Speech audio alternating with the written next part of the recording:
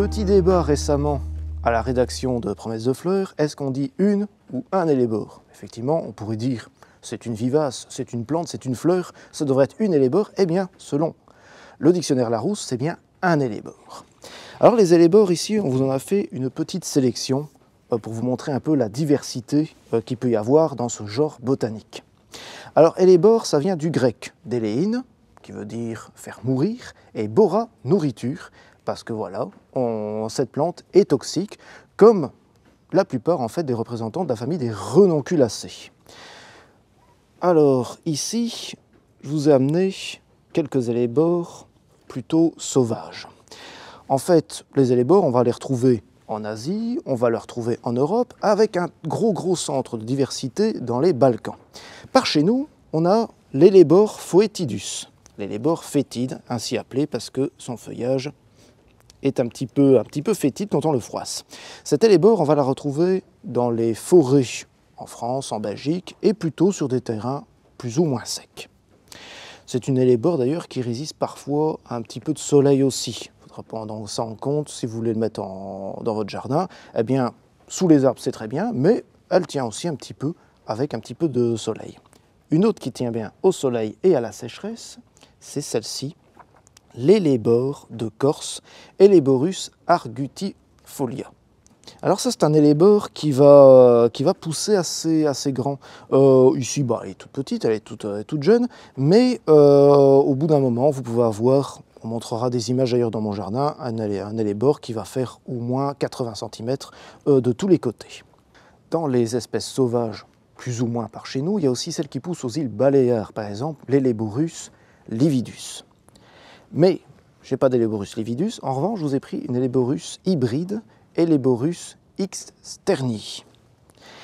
Et pourquoi je vous montre une sterni? Tout simplement parce que c'est un hybride entre l'Helleborus lividus et Helleborus de Corse ici. Et donc les sternis. C'est aussi un hellebore qui va résister assez bien à la sécheresse et plutôt bien au soleil aussi.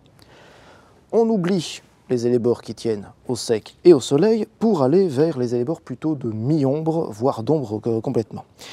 Vous avez en tête la rose de Noël. La rose de Noël, c'est Helleborus niger, donc hellebore noir tout simplement parce que c'est la couleur de leurs racines. Mais on connaît aussi les Helleborus niger-corse. Et les niger-corse, c'est aussi un hybride entre Helleborus niger et toujours l'hellebore de Corse, Helleborus niger-corse. Vous avez donc ceci ici. J'en profite justement pour vous montrer cette fleur ici. Cette fleur n'est pas constituée de pétales, mais de 5 sépales.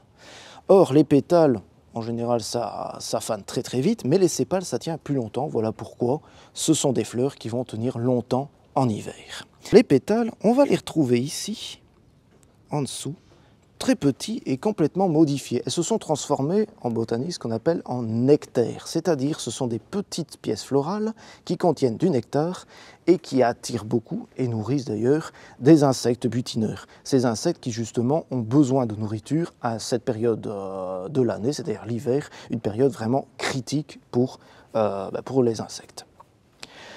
On va carrément sauter sur les Helleborus orientale. Alors les Helleborus orientale, ce sont donc des hellebores plutôt asiatiques et il y en a de toutes les sortes, de toutes les couleurs. J'ai envie de dire d'ailleurs, en général dans les hellebores, il y en a de toutes les couleurs. Vous avez des fleurs vertes, on voit ici, vous avez des fleurs roses, vous avez des fleurs blanches, vous avez un peu de tout, même des fleurs jaunes. Donc ici vous avez par exemple des fleurs très blanches, plutôt simples. Vous avez des fleurs ici encore claires mais avec un centre beaucoup plus coloré.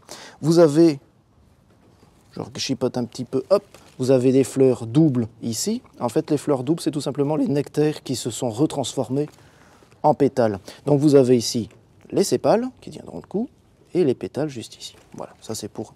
Et vous avez encore des fleurs en anémone, vous avez des fleurs piquetées, on va dire, de petites taches au centre. Bref, vous avez un petit peu de tout.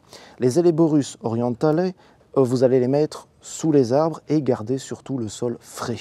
Donc faites attention quand ça fleurit évidemment, mais en général quand ça fleurit on a assez bien d'eau qui tombe du ciel, il n'y a pas trop de soucis, mais faites attention surtout quand ça arrive la période de sécheresse, de mettre un bon paillis de feuilles mortes ou autre chose à leurs pieds et de veiller quand même à les arroser de temps à autre.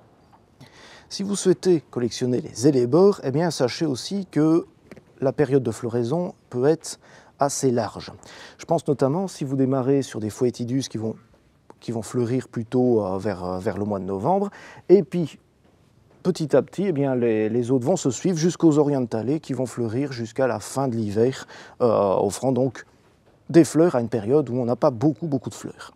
Le feuillage est en règle générale persistant, c'est ce qui peut être aussi très décoratif. Peut-être pas sur les Orientales, mais par exemple, j'aime beaucoup le feuillage des Phoetidus ou tout simplement des Sternii et des Argutifolius.